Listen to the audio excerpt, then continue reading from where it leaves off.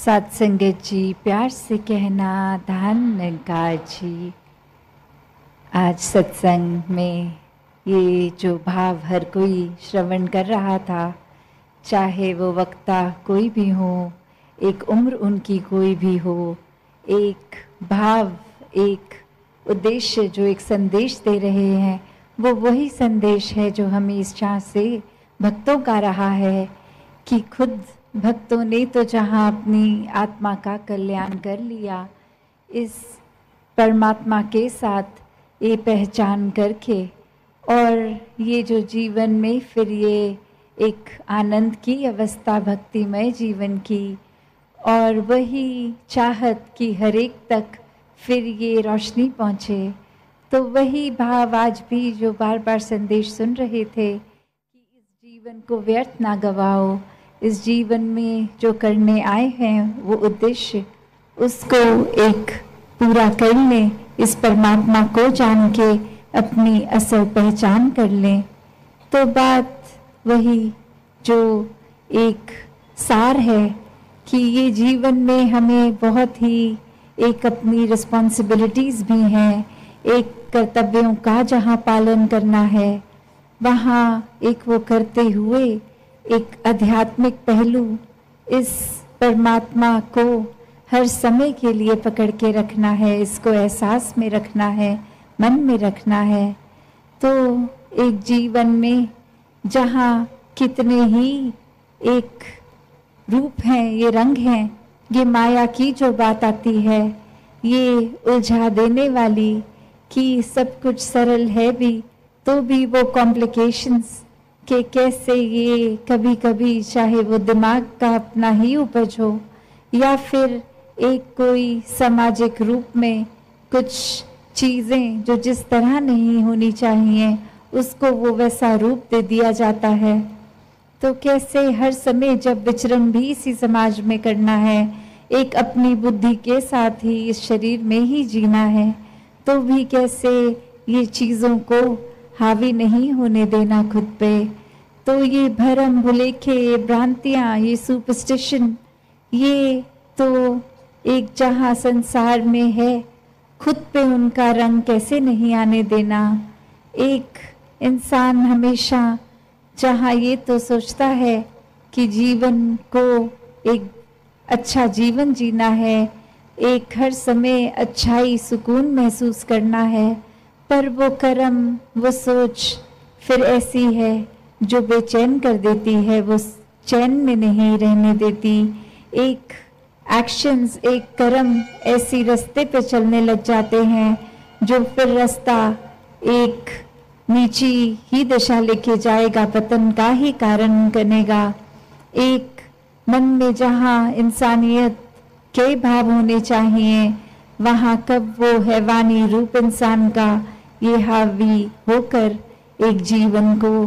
कहीं विपरीत ही दिशा ले जाता है। जबकि इस परमात्मा ने ज्ञान बख्श के ये चेतनता भी दी है कि हर समय एक सेल्फ करेक्शन मोड पे खुद को डाला जा सकता है। हर समय जैसे ही ये डगमगाया भी अगर मन, तो कैसे खुद को वापस स्थिर से जोड़कर स्थिर किया जा सकता है। पर ये इंसान तो हर समय फिर वही बात कि एक चाहत तो है कि जीवन में उजाला आएगा, पर फिर वो उजाले को पता भी है प्राप्त करने का एक भक्तों ने रास्ता दिखाया, पर ये अंधकार में ही एक विचरण करने का एक मज़ा आने लग गया। एक जब पता भी है, अक्सर हमें कुछ भी जीवन में कर रहे होते हैं और वो बात ऐसे लगती है कि हाँ ये ख्याल आया तो था, पर उस पर कुछ एक्ट नहीं किया, उसको ज़्यादा गहराई तक सोचा नहीं, जैसा चल रहा था सब कुछ चलने दिया। तो बात वही, वो जो हम कॉन्शियस की बात करते हैं, एक चेतनता की बात करते हैं कि अगर ये कोई बदलाव के लिए एक जीवन में सोच आई भी तो उसको अनदेखा कर दिया, उस पर तवज्जो ही नहीं दिया, एक आई गई बात हो जाती है। तो ऐसे ही इंसान इस संसार में आए तो हैं, एक रूप ये कि ये पता है सब माया है, सब क्षणभंगुर है, कुछ भी हमेशा नहीं रुकना। फिर भी हर एक चीज़ पे मन इस तरह टिका लेता है कि फिर वो ना होने का दुख एक अंदर से मन को खलता है कि ये सब कुछ हासिल होना चाहिए था और वो नहीं हासिल हो पा रहा। तो फिर उसके ही गम में वे रहकर, तो एक कहानी भी इसी प्रकार की कि कहाँ एक इंसान उठता है सुबह और जाके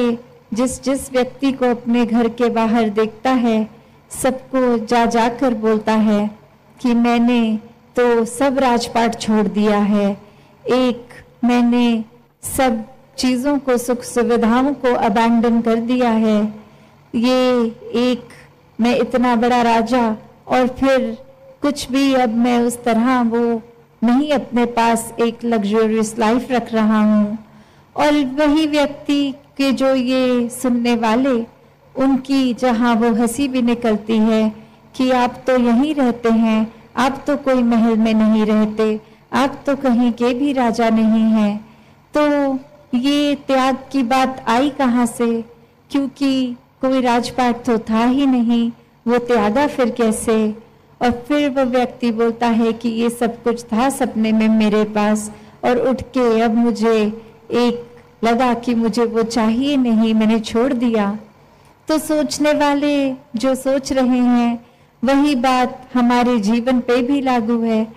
कि ये रोज उठकर हम भी वही सोचते हैं कि एक हमने कुछ छोड़ दिया है, ये जो अंधकार का जीवन है ये हमने छोड़ दिया है और हम एक रोशनीमय जीवन में, एक उजाले में अब मुख रख रहे हैं। पर वही बात कि कैसे भरम भुलेखे कि ये सपना जहाँ भरम था सच्चाई थी भी नहीं, कोई राजपाट था ही नहीं, तो उसका त्याग करना भी कोई त्याग हुआ। ये तो फिर बात वही कि कुछ अगर है नहीं तो उसको मान लिया कि हमने वो चीज़ ही छोड़ दी। तो बात वही कि होते हुए अगर एक अभिमान जैसी चीज़ जो मन में इतने सूक्ष्म रूप में भी आ जाती है, एक कर्ता भाव, एक मन में ऐसी और भावनाएं भी जो खुद को हमें हमारी नज़र में विशेष बना देती हैं, एक सर्वश्रेष्ठ बना देती हैं, तो क्या हम ऐसी चीज़ों को छोड़ भी पा रहे हैं कि ये चीज़ें जो हैं वाकई में उसका त्याग करना है, ना कि उन चीज़ों का जो है तक नहीं। तो कैसे फिर एक बात वही आ जाती है कि एक शायर ने भी बखूबी लिखा कि दुख ये नहीं कि अंधेरे से सुलह कर ली हमने, मलाल ये है कि सुबह की अब तलब भी नहीं। तो कैसे एक इतने समय से ये आत्मा भी जहाँ शरीर बदल बदल के एक रूप अंधेरे का, ये भ्रमों में जीने का, या फिर अगर इस जन्म की भी बात करें, कैसे एक हर समय परिवार समाज इत्यादि जो जो भरम भुलेखे बोलते गए, एक सच्चाई ढूंढने का भी इस मन को एक रुझाव नहीं आया कि क्या हर कोई जो कह रहा है वो अंधाधुंध बात माननी है, या कोई सच्चाई के लिए ये जिज्ञासा, ये क्यूरियोसिटी रखनी है। और वहीं एक जो बात हम चाहे मैथोलॉजी भी कह लें या फिर एक भगवान कृष्ण की भी बात करें, तो जहाँ वो जिज्ञासु भक्त की भी अवस्था है, तो कैसे वो जिज्ञासा तो होगी तो ही फिर आगे वो ज्ञानी भक्त बन सकेंगे।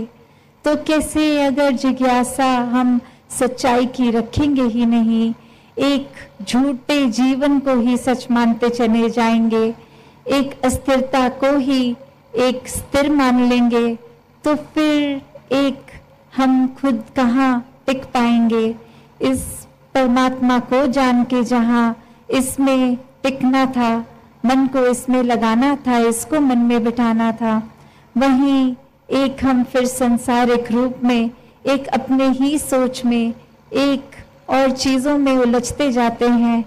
फिर एक मन में एक कुछ भी अपने आंकड़े लगा लिए कि ऐसा करेंगे तो हमारे साथ ऐसा होगा, कुछ ये करने से कुछ अशुभ होगा, तो बस ये प्यार को अपनाते चले जाएं, इस परमात्मा को जानकर फिर उसके बाद ये प्यार करके इसमें एकमिक हो जाएं, ताकि हम खुद से भी एकमिक हो जाएं और पूरे संसार से भी हो जाएं। तो दासी और समय ना लेके इन्हीं शब्दों से आपसे आज्ञा लेगी। सत्संगत जी, धन्यवाद जी।